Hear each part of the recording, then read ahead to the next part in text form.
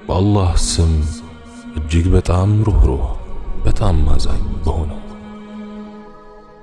የነቢያት ታሪክ የሶሐቦች ታሪክ የታላላቅ ስብዕናዎች ታሪክ የተለያዩ አስተማሪ ታሪኮች ኢላፍ ቲዩብ ሲራ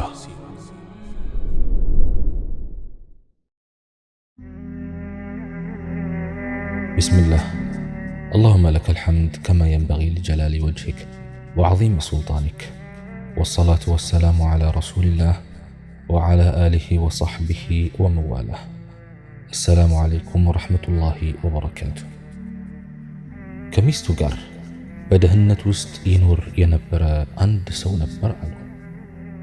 የሆነ ቀን ታዲያ ሚስቱ ለረጅም ጸጉሯ የሚሆን ማበጠሪያ እንዲገዛላት ጠየቀችው። ለሚስቱ ያለው ፍቅር ከፍ ያለ ነበርና ፍላጎቷን ማሟላት ባለመቻሉ ሰውየው በሐዘን ስሜት ሚስቱን ተመለከታት። ቢኖረኝማ ኑሮ ለዚህች ሰዓቴ እንኳን ማሰሪያ በገዛሁላት ነበርኩ አላት፣ ልቡ እየተሰበረ። ሚስቱም የባሏን ኪስ ስለምታውቅ ክፉ ቃል አልተናገረችውም። በስሱ ፈገግ ብላ ዝም አለች። ትንሽ ቆይታ ወደሱ ቀርባና ደግፋ አጽናናችው። አብሽር አትጨነቅ አለችው። በነጋታው ለሥራ ወጣ። ማታ ላይ ከሥራ ሲወጣ ግና ያችን ሰዓት ለመሸጥና ለሚስቱ ማበጠሪያ ሊገዛ ብሎ ወደ ገበያ ወጣ። ገዥም አገኘና በርካሽ ዋጋ ሽጦ ለሚስቱ ማበጠሪያ ገዝቶላት ደስ እያለው ወደ ቤቱ አዘገመ። እቤት ሲደርስ ግን ያየውን ማመን አቃተው። ሚስቱ ጸጉሯን ተቆርጣ የሰዓት ማሰሪያ በእጇ ይዛ ጠበቀችው። ተያዩና ድንገት መላቀስ ጀመሩ። ይህን ያደረጉት ያለምንም ምክንያት አልነበረም። በተመሳሳይ ሁኔታ ስለሚዋደዱ ነበር። ስለሚዋደዱም አንዱ የሌላኛውን ፍላጎት ለማሟላት ተሽቀዳደሙ። አላህ በትዳር ሕይወታቸው ውስጥ ከሚገነዛዘቡትና ከሚተሳሰቡት ያድርገን። ጠቃሚ መረጃ ስለሆነ እስከ መጨረሻው አድምጡኝ ወዳጆቼ። ኢማም አሕመድ ኢብኑ ሐንበል አላህ ይዘንላቸው ልጃቸው ሲያገባ የመከሩት ምክር፣ ልጄ ሆይ እነዚህን 10 ነገሮች ለባለቤትህ መፈጸም ካልቻልክ በትዳር ሕይወትህ ደስተኛ መሆን ስለማትችል ምክሬን ጠበቅ አድርገህ ለመያዝ ሞክር። አንደኛ፣ ሴት ልጅ ምቾትን ስለምትፈልግ ያለህን ነገር ሳትሰስት አጋራት። ሁለተኛ፣ ሴት ፍቅርህን እንድትገልጽላት ትሻለች። ባገኘኸው አጋጣሚ ፍቅርህን ከመግለጽ ወደ ኋላ አትበል። ሶስተኛ፣ ሴቶች ግትር ወንዶችን ይጠላሉ፣ ደካማ ወንዶችን ደግሞ ይንቃሉ። አንተ ጥንካሬ በሚያስፈልግበት ቦታ ጠንካራ፣ ሌላ ጊዜ ደግሞ ገር ለመሆን ሞክር። አራተኛ፣ ሴቶችን መልካም ንግግር፣ ውብ ገጽታን፣ ንጹህ ልብሶችና ጥሩ መዓዛ ስለሚማርካቸው ሁሌም እነዚህ ነገሮች እንዲኖሩህ ጥረት አድርግ። አምስተኛ፣ ለሴት ቤቷ የቤተ መንግሥት ያህል ክብር የምትሰጠው ስፍራ ነው። ቤቷ ስትሆን ዙፋኗ ላይ በክብር የተቀመጠች ንግሥት ያህል ክብር ይሰማታል። በምንም ተአምር የሚያፈርስባት ነገር እንዳትፈጽም፣ ከንግሥና ዙፋኗ ላይ ልታወርዳት እንዳትሞክር። ይህን ካደረክ ንግሥናዋን እንደ መቃወም ይቆጠራል። ለንጉሥ ንግሥናውን ከመቀናቀን የበለጠ ትልቅ ወንጀል የለምና ጥንቃቄ አድርግ። ስድስተኛ፣ ሴት የቱን ያህል ብትወድህም ቤተሰቧን ማጣት አትፈልግም። አንተን ከቤተሰቧ በላይ እንድትወድህ ለማድረግ አትጣር። ይህን ማድረግ ፍጻሜው የማያምር ጠላትነትን ሊያመጣብህ ይችላል። 7ኛ ሴት ከጎንህ ጠማማ አጥንት መፈጠሯን አትዘንጋ። ይህ አፈጣጠሯ የውበቷ ሚስጥር መሆኑን እወቅ።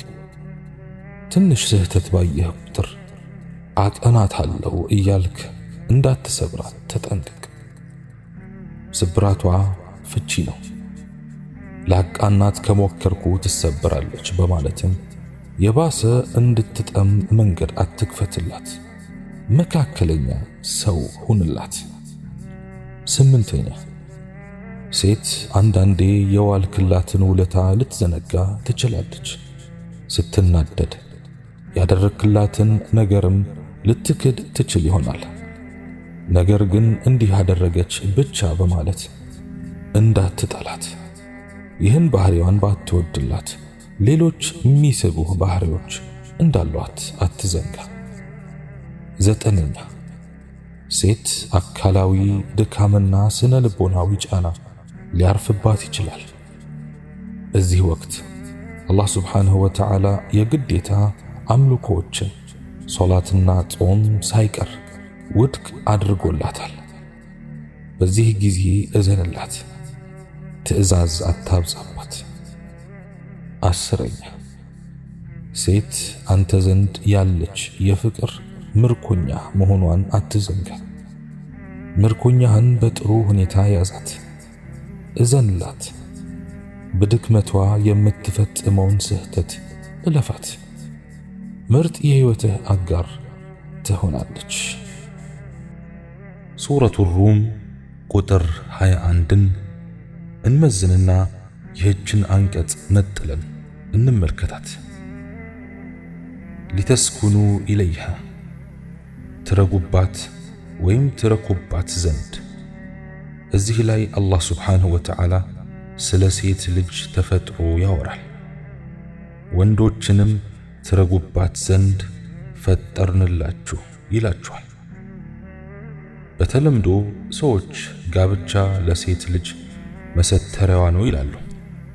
ነገር ግን አላስተዋልንም እንጂ ትዳር ይበልጥ መሰተሪያ የሚሆነው ለወንዱ ነው። ወንድ ልጅ ያለ ጋብቻ ብኩን ነው፣ ማረፊያ የለውም። ቀዥቃዣ ነው፣ እረፍት የለውም። ነጠላ ነው፣ ሞገስም የለውም።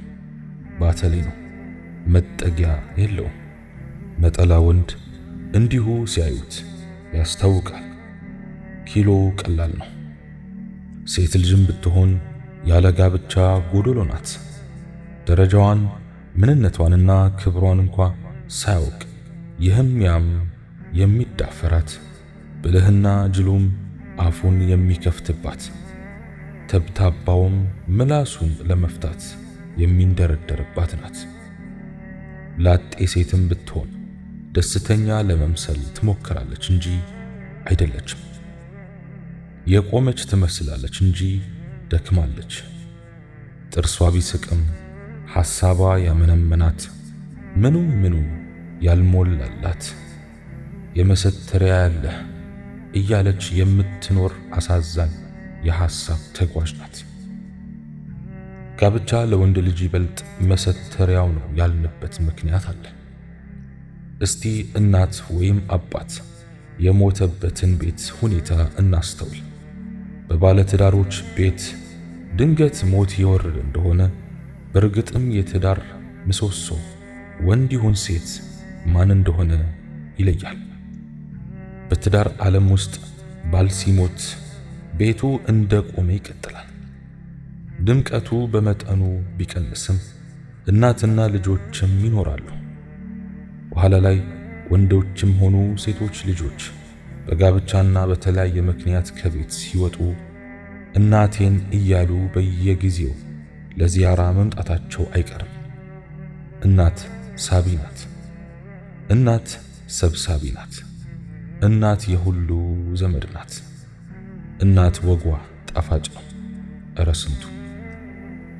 ነገር ግን እናት የሞተች እንደሆነ ቤቱ በአንድ ጊዜ ይፈርሳል።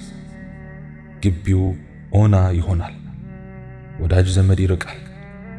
ግድግዳውን ሸረሪት ይዳፈረዋል። ወለሉ አስታዋሽ ያጣል። ትናንሽ ልጆች ቤታቸውን ይረሳሉ። አባትም ሐሳቡ ይበዛል፣ ያለ ዕድሜውም ያረጃል።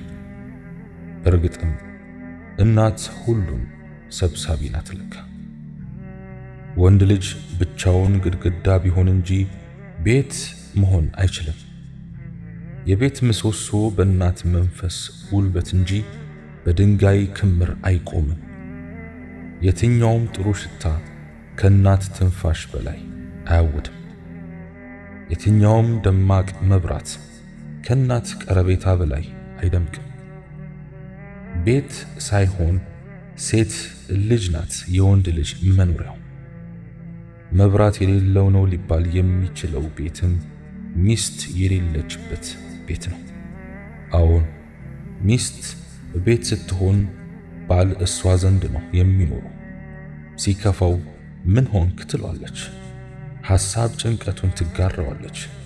ደክሞት ሲገባ ታሳርፈዋለች። የውጭ ግርግር ያስጠላው ባል ቤቱን ያስባል ለማረፍ። ሐቂቃ አላህ ሱብሓነሁ ወተዓላ ባለው መልኩ ብንኗኗር ኑሮ የትኛውም ትዳር ባልፈረሰ ነበር። የባለ ትዳሮች ቤትም የዱንያ ላይ ጀነት በሆነ ነበር። እስቲ አላህን እንስማው ወዳጆቼ። የእስልምናን አስተምህሮ እንተግብር ወዳጆቼ። ወንድ ልጅ የቤቱ ባለቤት እኔ ነኝ፣ በላቤ ነው የገነባሁት ቢል ቢፎክርም ሲገባ የሚቀበለው ከሌለው ድንጋዩ እንጂ ቤቱ የሱ አይደለም። ለዚህ እኮ ነው አላህ ሱብሓነሁ ወተዓላ ሊተስኩኑ ኢለይሃ ትረጉባት ወይም ትረኩባት ዘንድ የሚለው። ሚስት እርጋታም እርካታም ናት። ስታያት ዓይንህ ያርፋል፣ ስታስባት ውስጥ ይረጋጋል። የባልና ሚስት ንክኪ ቁም ነገሩ ከመተሻሸትም በላይ ነው።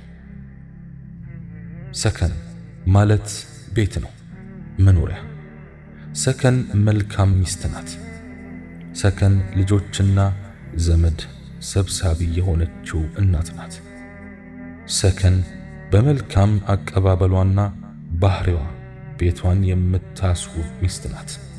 እናም ላጤው ወዳጄ ሆይ ሚስት ከሌለህ ቤት አለኝ አትበል።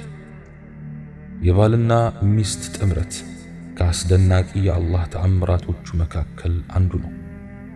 አላህ በቁርአኑ እንዲህ ይላል፣ ለእናንተም ከነፍሶቻችሁ ሚስቶችን ወደ እነርሱ ትረኩ ዘንድ መፍጠሩ በመካከላችሁም ፍቅርንና እዝነትን ማድረጉ ከአስደናቂ ምልክቶቹ ነው።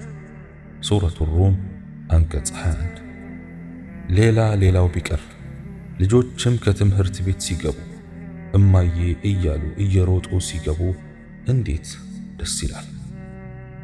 በእርግጥም እናት የሌለችበት ቤት ምንኛ ጨለማ ነው! እንዴት ያስጠላል! እንዴት ይቀፋል መሰላችሁ! ወደ አኺራ ለቀደሙን እናቶች አላህ ሱብሓነሁ ወተዓላ የጀነት ያድርጋቸው። በሕይወትም ላሉት አላህ ዕድሜና ጤና ይስጣቸው። እኛም በሰማነው የምንጠቀም ያድርገን። ሱብሓነከ አላሁመ ወቢሐምዲክ አሽሀዱ አን ላ ኢላሃ ኢላ አንት አስተግፊሩከ ወአቱቡ ኢለይክ። ወሰላሙ ዓለይኩም ወረሕመቱላሂ ተዓላ ወበረካቱሁ።